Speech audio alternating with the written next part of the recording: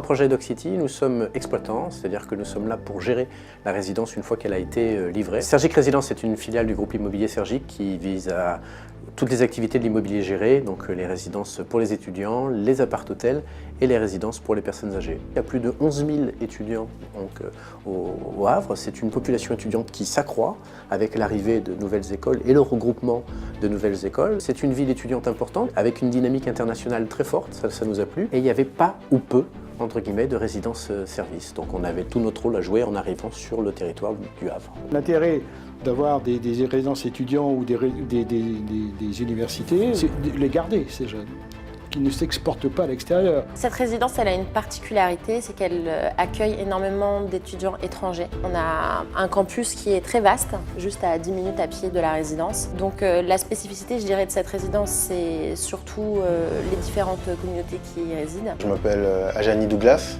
j'ai 22 ans. Je viens de Saint-Martin. Je m'appelle Rita et j'ai 20 ans et je viens d'Italie, précisément de Bologne. J'ai choisi une résidence étudiante parce que premièrement c'est plus facile en termes de papiers administratifs, etc. Tu viens ici, tu es toute seule, le fait d'être dans une résidence avec des autres étudiants dans ta même situation, je pense que ça aide un peu. On a un appartement, il est très bien, il est spacieux, il est confortable. Je me suis tout de suite fait à la porte, quoi. Et en fait, puisqu'on a beaucoup de services, la quantité des services et la qualité aussi, ça ajoute beaucoup de valeur au campus, quoi. Un des points forts de cette résidence, ce serait la localisation géographique. Elle est à 10 minutes du campus, à 10 minutes de la gare, à 5 minutes des docks où il y a tous les commerces. Donc c'est vrai que stratégiquement, c'est vraiment bien pour nous. Cette résidence, comparée aux autres que j'ai pu fréquenter, je pense qu'elle est beaucoup mieux parce que déjà on a des parties communes, on a des petits déjeuners. Bon. La zone en fait, donc la zone où elle est située, c'est pas trop loin de l'université, c'est proche de tout ce qu'il faut quand même. Sur Dock-City, Sergic Résidence a la particularité d'offrir tous les services par hôtelier.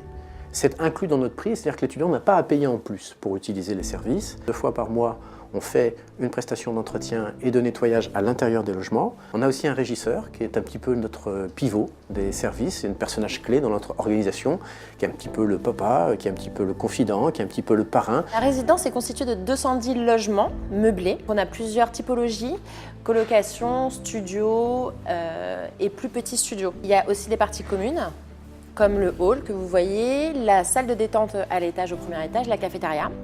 La laverie. Le principe même de la résidence, c'est accueillir des étudiants et leur donner la possibilité de se réunir, de travailler, de se rencontrer, de découvrir, etc. À part le régisseur, on a également d'autres services comme une salle de sport entièrement équipée. On propose aussi des prestations en termes de transport avec des solutions en termes de mobilité.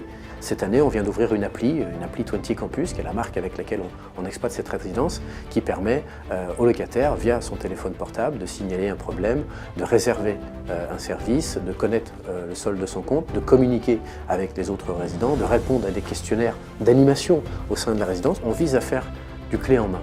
Voilà, aujourd'hui, vraiment, les étudiants sont en demande de services. C'est plus simplement un logement qu'ils viennent chercher, c'est une sécurité, c'est une présence, c'est une certaine connivence avec les autres résidents. Quoi qu'il en soit, une résidence étudiant, c'est pas n'importe quel type de projet, c'est un projet qui est fait pour des jeunes.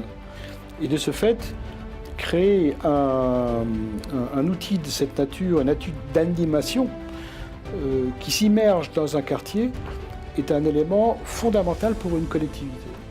Autour de cette émergence va se créer des tas d'animations, des tas de choses qui vont venir naturellement, parce que les jeunes, c'est un pouvoir d'attractivité colossal. L'architecture du bâtiment est un petit peu différente de ce dont j'ai l'habitude, mais j'aime bien. Par exemple, la cafétéria. Vu qu'elle est entre les 2 bâtiments et elle est surélevée, ça fait une passerelle. Et le fait que tout soit en verre, c'est très bien, ça rend bien, ça rend joli. L'architecture, c'est ce qui fait la différence. Je connais même des autres personnes qui la voient et tout ça, ils me disent « Ah ouais, t'habites là, c'est trop beau !» Donc, Le parti architectural, en fait, il n'est pas venu du premier coup et pas venu naturellement. Il est venu en ayant une lecture assez attentive du quartier du quartier non pas futur, mais du quartier ancien.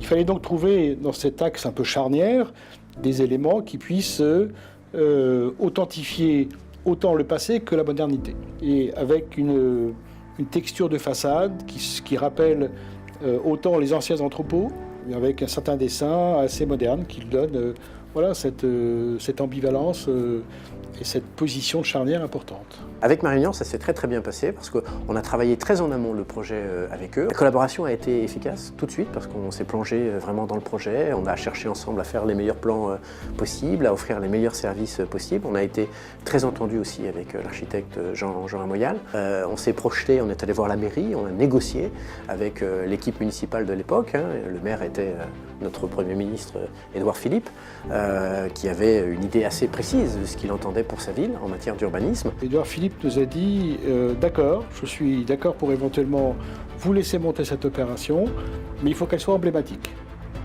Il faut qu'elle ait la force de ce qu'on veut donner sur cette nouvelle avenue au Havre. On veut qu'elle soit un gage d'animation et d'émergence dans le quartier. Moi, je ne connaissais pas Marignan avant. Je ne les connaissais pas. C'est des gens qui font très confiance. Je trouvais qu'il y avait une relation non pas de travail, mais une relation au départ, une relation de fonction qui s'est très vite effacée pour remplacer par des relations, je dirais presque amicales. Et quand on arrive dans ce stade de relation, eh bien, je dirais qu'on donne tout de soi-même. Parce qu'un ami, c'est pas un client, c'est pas la même chose. Donc, on ne peut pas le décevoir, on ne peut pas être en deçà de ce qu'on doit être avec ses clients. J'ai rencontré l'équipe de Marignan lors de la réception du bâtiment. Ils étaient avec nous toute la journée pour découvrir cette résidence. Ça s'est super bien passé, ils ont été très professionnels. Et voilà, je suis très satisfaite. Pour ce qui veut dire que, au-delà de la qualité du bâtiment ou de l'architecture, s'il n'y a pas un facteur de respect et je dirais pas de lueur d'amitié entre les personnes, les projets ne se font pas.